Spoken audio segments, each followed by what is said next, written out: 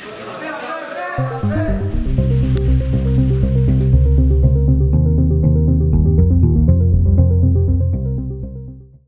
and welcome to the latest Master Reviews with Michael Redmond. I'm Chris Garlock, Managing Editor of the AGA E-Journal, and of course I'm joined by Michael Redmond, 9Dan Professional. Michael, thanks for joining us once again.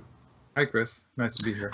All right, so we have an interesting game this time. We have Master, of course, we know that, but we have a bit of a mystery as to who Master is playing. Why don't you sort of explore that for us? Well, the sets of the Master games that I was looking at said it was Kim Jisok. Okay. Or it's sometimes spelled with a C, so could be Kim Jisok. I don't really know the correct pronunciation here. And so that's a person I know fairly well. I mean, in his game at least, in that he's been a very prominent player for a while.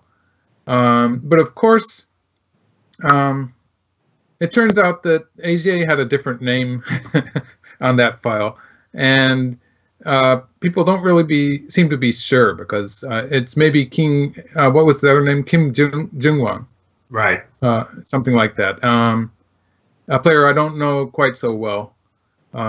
Because the handle name that the player was using was different from the one that was commonly known as the one that is attached to Kim Jisok. So we don't really know. Well, I guess the thing that this raises, not exactly a secret in online Go, is that these folks, like most amateurs, except me, I play under C. Garlock, so anybody sees C. Garlock out there, it's me. But I guess a lot of the pros don't necessarily play under their names. Is that right? Right. Yeah. Well, first of all, pros generally have a professional account which has a P on it, and it doesn't change rank. And like the people in the organization will fiddle with your points so it doesn't look strange, so it looks like it fits and stuff like that. So you don't really have very much control over that. Whereas it's more interesting to play with an account that in which the rating moves up and down as you win and lose. And so pros generally have an amateur account too. And a lot of us have a lot of amateur accounts. Like we have an amateur account when we just want to watch games, or we have a different account when we're going to play. And some people just get tired of an old account and just get a new one. And like KJ is famous for having a large number of accounts. Like how many are we talking about? I think someone told me KJ has about 20 accounts, and I know I think I know about 3 or 4 of them. Yeah. So he could be anywhere. And people generally know who he is because, like, he doesn't make a secret of it either. Interesting. I'm sure he has secret accounts too, but he has a number of accounts that people know of, like, and they have flashy names. Like one of them is called Kiss, in Chinese, of course. But yes, of course, and stuff like that. All right. Well, now that we've cleared that up, why don't we go ahead and take a look at the game? I can talk about the game a bit too, because it's one of the more shocking games, and that Master surprises us with a move that was sort of banned. Like it's a move you're not supposed to play. It's supposed to be bad. He jumped into the 3-3 point against a third point. And you're supposed to do that when your opponent has too many extensions on both sides or stuff like that. But we'll see how it works out. Okay. So in this game, we know people seem to agree that it is a Kim. So we know that white is one of the Kims. It's okay. I was always thinking it was Kim Jisok, and we see the Master Shimari here. Again, I have to say that immediately after the New Year's, this became a very popular move. But up to that point, like there were 2 prominent players in Japan who played it sometimes, and no one else played it. And when they played it, it looked like it was just too difficult to copy because it wasn't working well for them. Like, oh man plays this opening a lot. But when he plays it, it looks really difficult to make it work. And so there was just the follow-up, the way that Master follows this and makes it, well, usually the player will be jumping into the side or playing something. White can be playing something like this or like this quite often. And the way Master handled that, we can see it in a number of the games. So that's Master would not play the extent, would probably be playing something on the upper side. I don't really remember, maybe in a Kakari here or something. And and generally didn't play the extension on the right side. I'm inviting white in here and could actually make it work even with that. And so it's just the way that master follows up with this that didn't really depend on making a big moyo.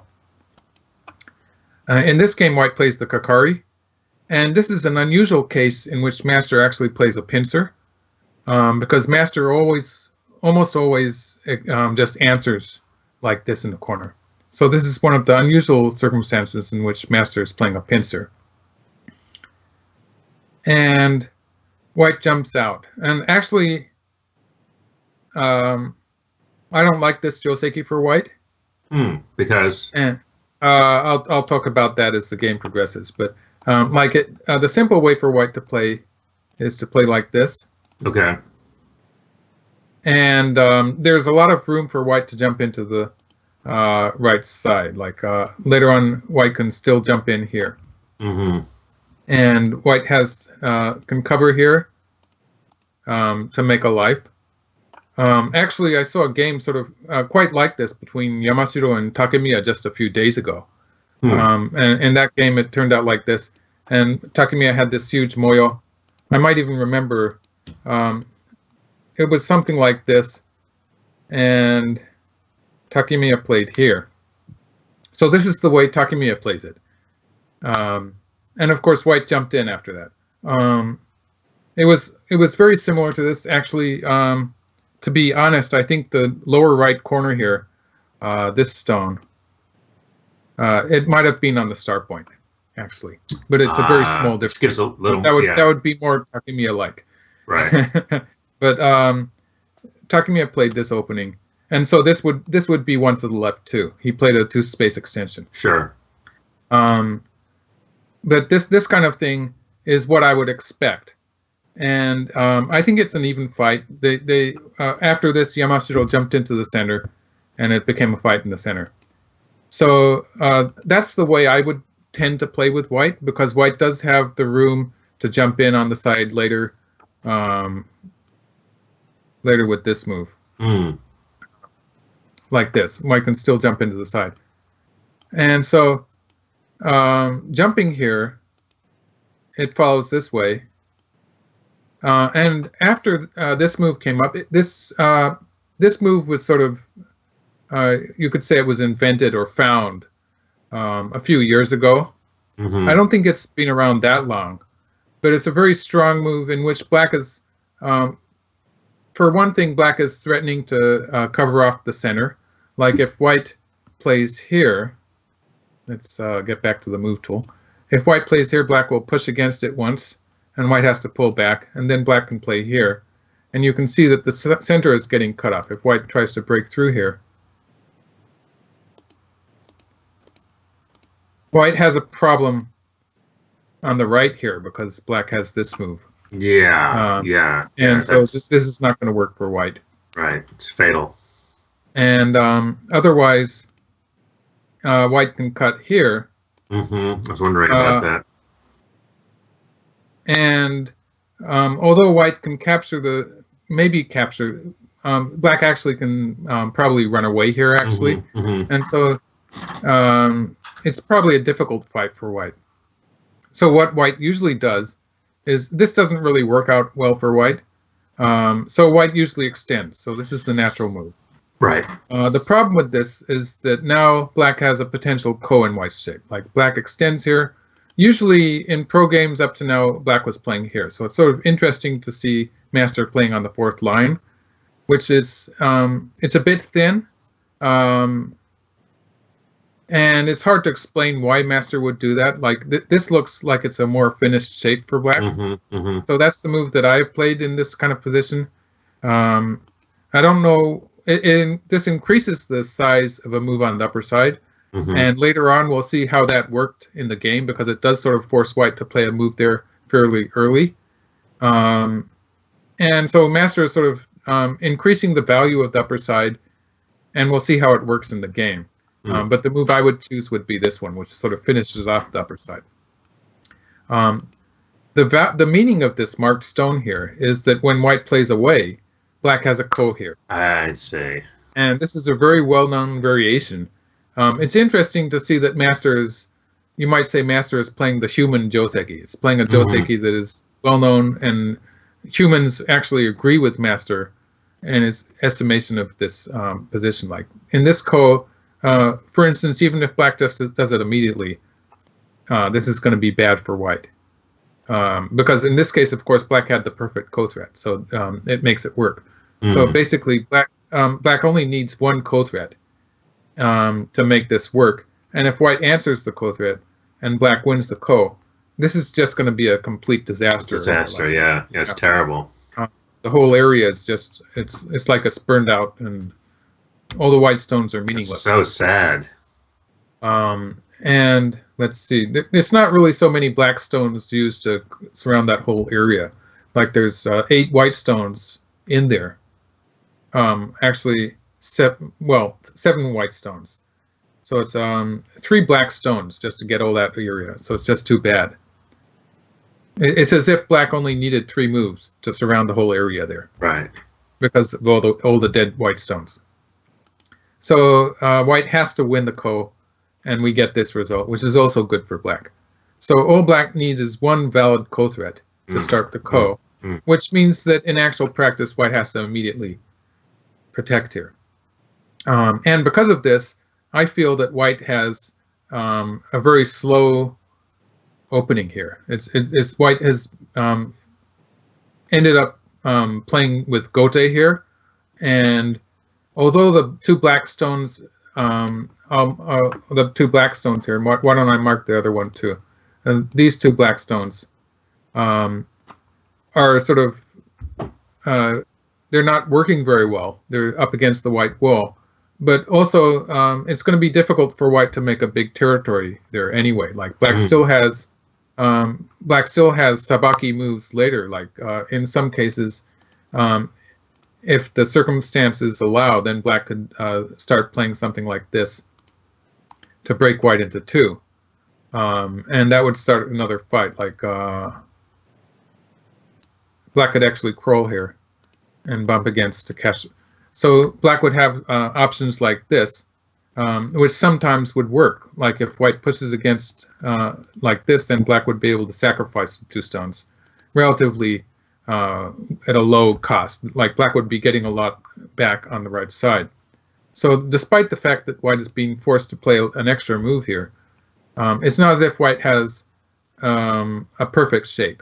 And of course, black has already played on the upper side.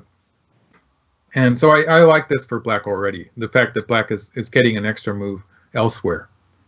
Well, as you pointed out, I mean, if white wants to settle in that area, it's a much easier way to do it. So this seems like a more complicated way to do it. Yeah, well, jumping into the 3-3 point, of course, it gives black a big moyo. But let's go back to this one.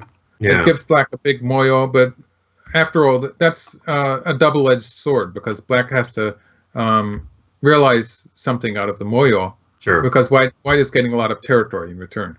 So it would be an even trade. So in the game, I already don't like this for white. But the way Master continues is really, really shocking, because like now I would be expecting black to maybe play some kind of a kakari against the lower left corner. Like maybe here. Something like, until I saw Masters games, I would probably be playing the slide here.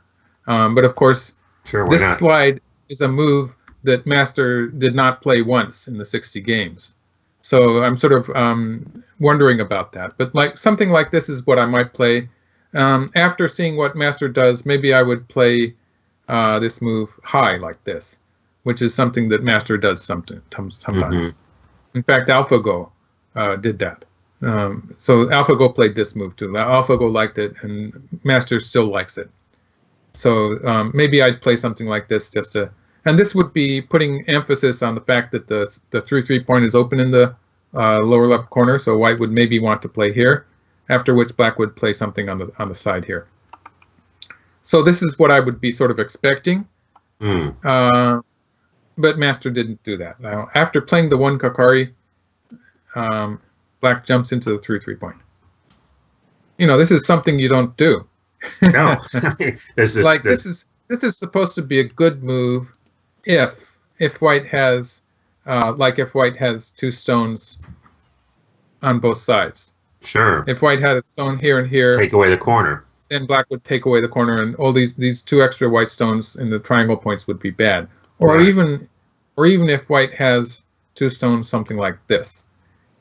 If white has what we call a double extension on both sides, then the 3-3 point is supposed to be a very effective move, because it's going to make, however white plays, it's going to make one of those extensions inefficient.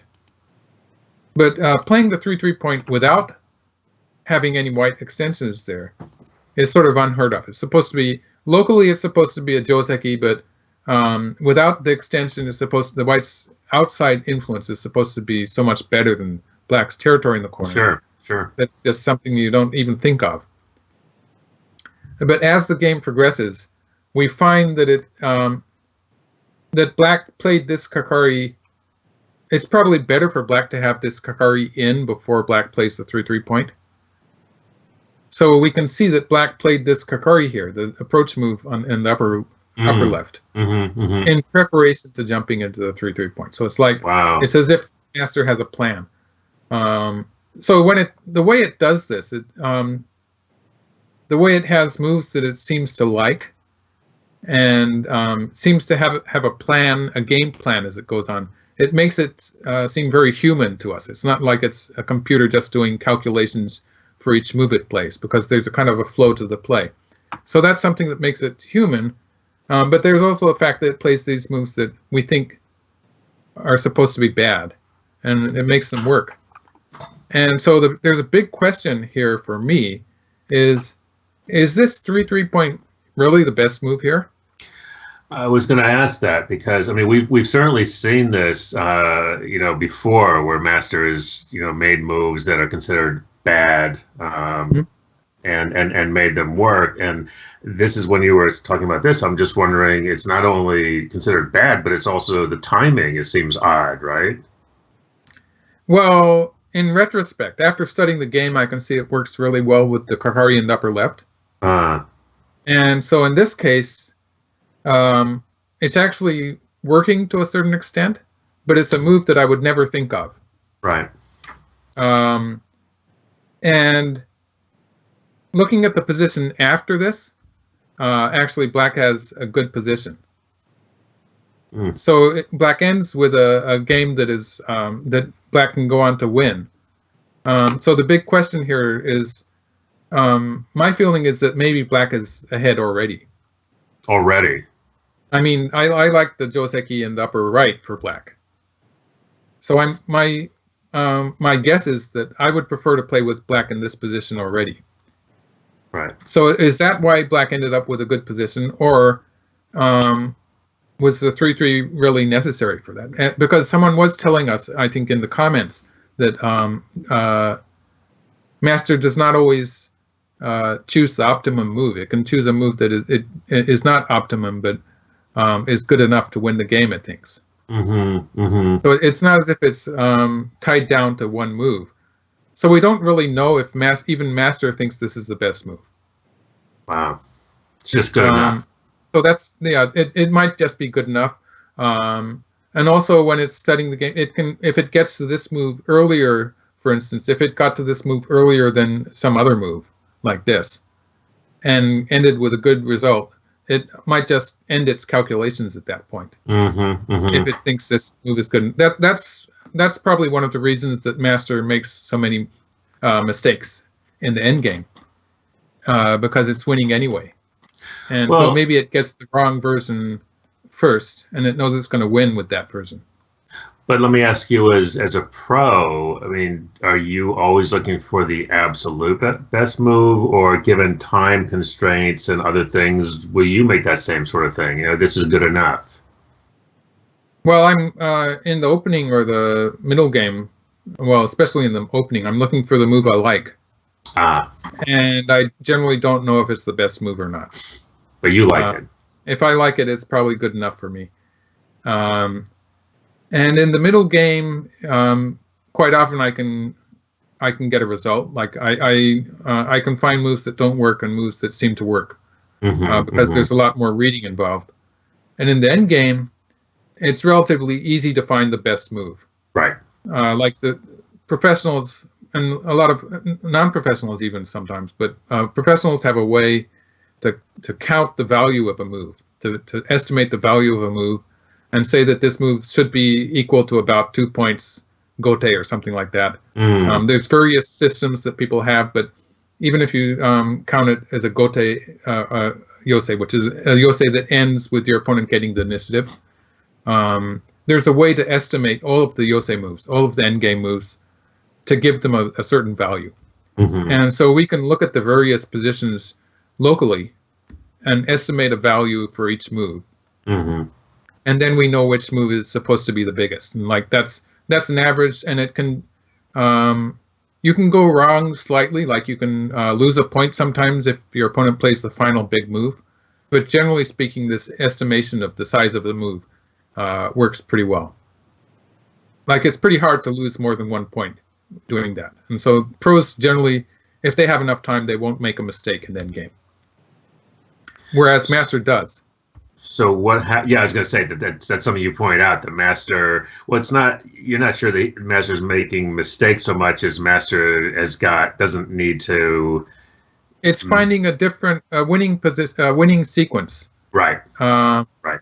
That is not what a human would call correct. Right. Yeah, but it's a winning sequence, so maybe it stops its reading at that point. Right. So instead of winning by 7 points, it wins by 6 points, and it doesn't care. Although there was some people are saying that there was a human who had a chance to win by half a point, but I haven't really checked that one. I'll talk about it when I know more. Yeah, let's maybe do but that. You know, it was doing all sorts of crazy things like playing all its ko-threats and then starting a big ko. Right. And so there are some games that look really dangerous. So now getting back to the game, I've moved a few moves forward, and we see the 3/3 Joseki. And one of the characteristics of Master did this in 2 games out of 60. So sometimes it jumps into the 3/3 point. And the characteristic of it, when it does that, it does not play this exchange. Like in a Joseki book, you would see black playing the Hanetsugi here. Right. But Master doesn't play that. And that has something to do with the fact that the side is wide open. So now when black does play this, white's going to have a very good move at A. And white's much more thick. Whereas when there's no stones on the lower side, actually not playing the Hanetsugi here gives black more room to play an extension on the lower side. So in this case, I think it's probably good not to play the Hanetsugi. So this is another point where old pros would and even pros would automatically be playing this Hanetsugi. But after Master showed up a few months ago, people have been rethinking that. So this is another point where Master has, in a relatively simple position, is already changing how pros play. And so Master can, And I'm just curious here because I've actually wondered that because, you know, black can tanuki, black's not going to die, but, you know, it's just, like you say, you just play it, you know, it's sort of considered free. You know white's going to respond. So, well, you play it because this kind of move is usually sente for white, so you feel you're losing points. But of course, black's going to crawl here when white does that. So as long as there's big moves elsewhere, maybe it's not going to be sente for white. Right. And so it makes sense once Master showed it in a game, and it works really well when there's no extension on the lower side. Like if white had an extension on the lower side, black would not be thinking of playing in that area anyway. So then it would be okay for black to play the Hanetsugi. But without this extension on the lower side, it's probably better not played. And now we can see that without having the exchange in the upper left earlier, like if black played this kakari now, white would be attaching against it. And making it heavy to attack. So the fact that black played this the exchange in the upper left first allows black to get into the corner. And again, we see that Master does not slide. Master plays the attachment instead of sliding here. like this is the move that a pro would usually think of first. But Master never plays that. And why do you think that is? Well, I think we'd have to ask the programmers, but it must have something to do with the way it built its policy network. Okay. And so I would assume that the sliding move has bad results more often than not, and it's attaching a low value to this move somehow. So that's really interesting. It's something I would want to ask Master or the programmers or whatever. It's something that I find interesting, and it's making me think about sliding here in my own games, because about not sliding, actually. Yeah, think about not sliding. Yeah. Right. And so Master plays this way, and so this is a fairly common Joseki too. And at this point, the fact that Black played high here on the upper side sort of comes into play, because next an extension on the upper side is going to be big. Like White actually played here, which is a very big move. If White had played elsewhere, if White had played, for instance, something like this, then Black would play here, and this would be putting a bit of pressure on the White stone. So this would also be very big for Black territory on the upper side. So the fact that this is a big move has to do with the marked stone here, being on the 4th line. Because if this stone was on the 3rd line, then it would be a different story. Like if this stone was on the 3rd line, maybe I should make that a square. Then White would probably not play on the upper side. Whereas since it's the 4th line, that makes this move so much bigger that White feels obliged to play here. And I see this a lot in the way Master puts a high value in certain areas that you might say it wants its opponent to play. It increases the value in that area to sort of oblige the opponent to play in that point, so that Master can go ahead and control the game. Because Master wants to play the big points, has a tendency to be able to play the big points earlier than the opponent. So it's sort of dancing around the board, getting to new areas first, because it's sort of forcing the opponent to play points like this move on the upper side.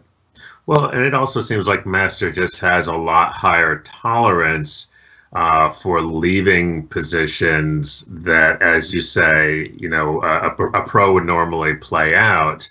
And I wonder how much of that has to do with simply what, you have training that you're probably trained, early on. So you have a comfort level and haven't, you've talked about this a number of times in this series about how Master is forcing professionals to have to rethink, sort of accepted wisdom. Yeah, well, it's exactly the case, especially in the case in this game where Black jumped into the 3 point. And in many cases, like this extension on the 4th line is something I don't really fully understand, but I can see at this point of the game, it's actually worked to make the upper side, you might say, heat up. I think people say it that way, to increase the value of the upper side, so that Black can take the initiative. And crawling here on the 2nd line is kind of the Master version of this Joseki. We've always said that you don't crawl this much. You crawl up to the point where the covering move is not Sente. So the human version of this Joseki again is to play here. And now covering on the 2nd line is not Sente for White. So Black doesn't need to crawl anymore. But in this game, it makes sense that Black is not playing this Hanesugi, because the lower side is the remaining big move. So Black crawls instead so as to not to play the Hanetsugi at A. And it plays, well, the cut doesn't really make any difference, but Black plays the extension. And so this extension is a big move in that it makes a life and a territory for the upper left group. And it gives Black a potential connection on the left side. So like if White plays here and jumps into the corner, Black can still connect up on the left side. So it's making an escape route there. And actually, the tricky part of this is that it's actually putting pressure on the white wall. Like Master is not seeing this white wall as thickness. Right. It's preparing to attack the white wall. Yep. And we'll see how that works in the game. But it really puts. It turns out that this move was probably an overextension. And so it puts a lot of pressure on white. It means that white has to choose a smaller extension, maybe like this. But then, of course, black would play this move. This would lead to a closer game. This is probably how white should have played. But when black has so much territory, white was probably feeling a bit of pressure, and so he extended this far. And just the idea that white has a wall on the left probably made white feel that he should be able to extend this far. Especially in a game where each move is played fairly quickly. Like I'm not sure whether this was 15 seconds or 30 seconds, but something like that. It's quick. It's a quick game. So white played this extension, and black immediately invaded. Right. And white doesn't really have a good way to attack this. White played the extension here. Like white would like to be able to play a move something like this. But black can still escape. Like black would probably escape this way. And as this develops, white's sort of getting into trouble on the left. Yeah, so it's not really going to work. So white plays the extension here. This is a big territorial move. But we can see immediately black switches to the attack. Wow, this just looks like so much trouble for white. It is. And black, this is an interesting move. It's a very thick move. Already building influence towards the center. White gets the corner. And this is also a big move. But now black switches to the attack. Now we can see this wall is really eyeless. Yeah. And it's really interesting or entertaining even to see how this white wall is sort of changed into an eyeless group, and it's going to start playing dame points now. It's going to start running out into the center.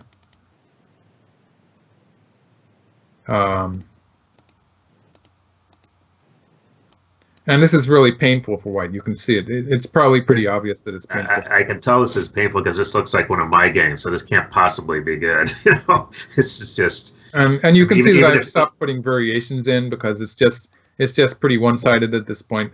Master is just pushing white around. And so Master can take profit. I mean, there's no way for white to get any profit at this point, right? Yeah, white has to make a life. White has to live with this group. And now, this is sort of, at this point, Master is finishing off the game. I sort of breezed through this part of the game because it's a very natural sequence in which black is just forcing white to live on the side and stuff, and not really doing anything special. But now as black starts to surround the center, we see that the result of the attack is becoming more clear. Like, black isn't really doing anything special, but we can see now there's going to be some territory in the center. And after playing so many moves in the center, even black still does have a lot of territory and already is winning. So I'd like to go back to a key point of the game now,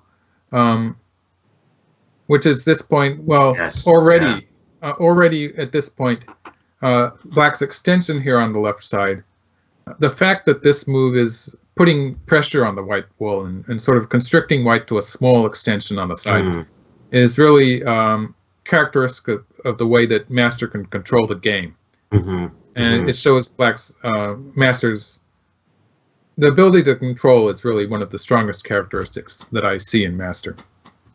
Yeah, so black is already taking control because if white makes, sort of the extension that he needs to make on that lower side, it's just not good enough, is it?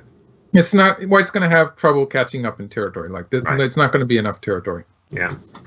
Yeah. So white sort of feels obliged to play the big extension, but now it's not going to work. And going back a few more moves, like at this point, the high extension that I've marked with the triangle is sort of making this such a big move, white cannot help but play it. So he's sort of, in a very elegant way, it's forcing white to play the moves. Like if you do this, usually it becomes a bit vulgar. But the way Master does it, it's not really playing bad moves to force white to play this way. It's just sort of taking control of the flow of the game. They're quite elegant, actually. Yes. Huh. And so this is one of the games where Master went into the 3-3 point, and I can't really find any reason that it's not good. Like it worked fairly well. At this point, it already looks like Black's going to win.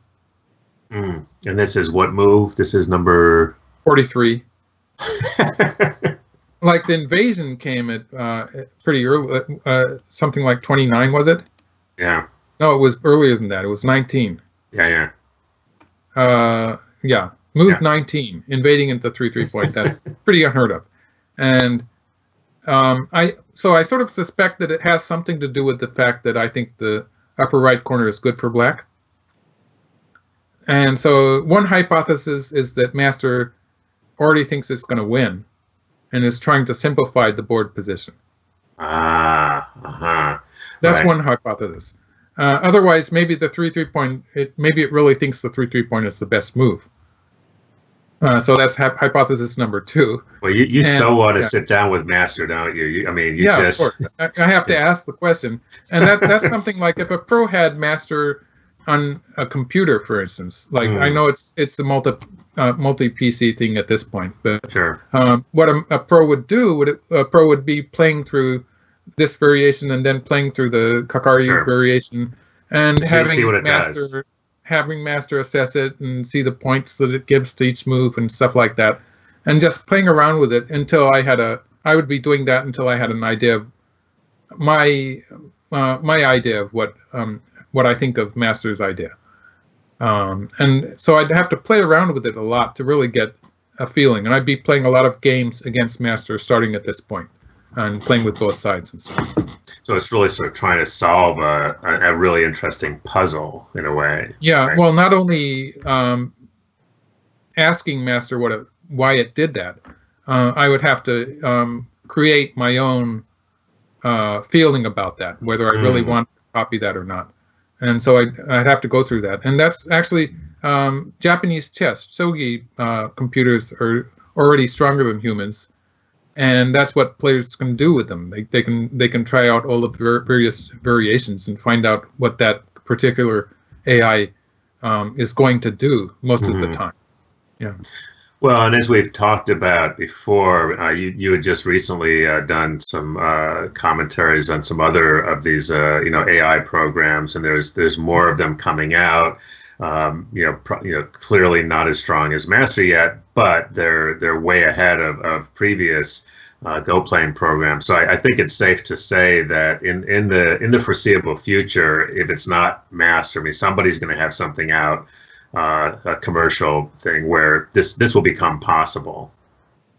Yeah, well, the Chinese program Fine Art and and the Japanese program Zen are already beating top pros. And so they're after they started doing the deep learning process, they've become much stronger. And actually, Zen has improved a lot. Like I didn't expect Zen to be so strong, but it's beginning to look like a pro, and it is beating top pros. So definitely clear. All right. Well, once again, a masterful explanation of a master game. Sorry, I couldn't resist. Thank you.